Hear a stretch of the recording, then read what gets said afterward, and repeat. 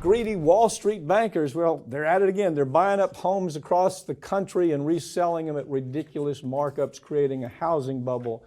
And that bubble could pop anytime. Haven't we seen this before? Yep. I mean, this is the same story. Pick this story up. It's crazy. Yeah, what we're starting to see, and it's getting worse every financial quarter, is the percentage of new homes being purchased by big banks, hedge fund, investment firms, whatever they are, keeps increasing to the point where you've got some cities, big cities, Florida, in Las Vegas, in Georgia, in North Carolina, where 30% of the market is going to these big investment banks. JP Morgan just spent $45 million on an entire neighborhood over in Florida. They bought all the houses. They bought the whole development.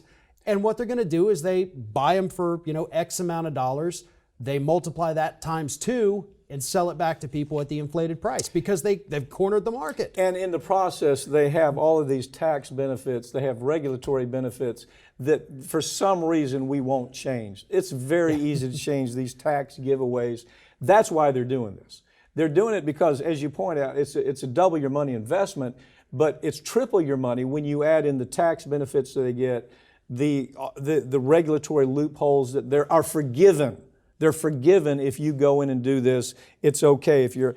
It got so crazy. They put together. Most of these big banks put together these hit teams, and the hit teams would go door to door in neighborhoods. They would call you on the phone. Can we buy your house? They would email you. They would write letters to you. We want to buy your house.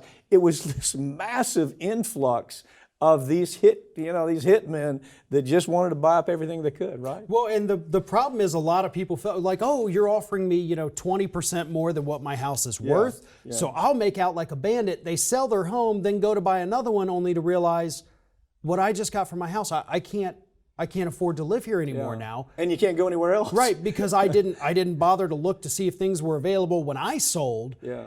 And so they get trapped in these, okay, well now you've got to rent this house from the same bank you just sold your house to for twice what you were paying in your mortgage. And this is a real crisis. And Florida is actually statistically the worst in the country right now. Florida is the worst in the country. But it's so easily solved. It's just so easily solved. They can solve it in Washington in the afternoon. Take away these benefits. Take away these tax loopholes. That would make this go away. The state of New Jersey has done that. Oh, that's right. They have now taken the lead, and they said, we're not going to let you do this. We're not going to let you overinflate the values of these homes. They're cracking down on it in New Jersey because they see what it does to their people. How does a young couple trying to start a life afford what's out there right now? They can't, and that's part of what New Jersey realized. Well, they're going to do what I had to do, which was you wait for the market to crash. We found a foreclosure in a nice neighborhood, snatched it up at the time, and that's where we're headed, because eventually you're going to have all these homes that will not sell, so you've got a glut on the market, and that's when the crash comes. Stick around, it's going to happen, right?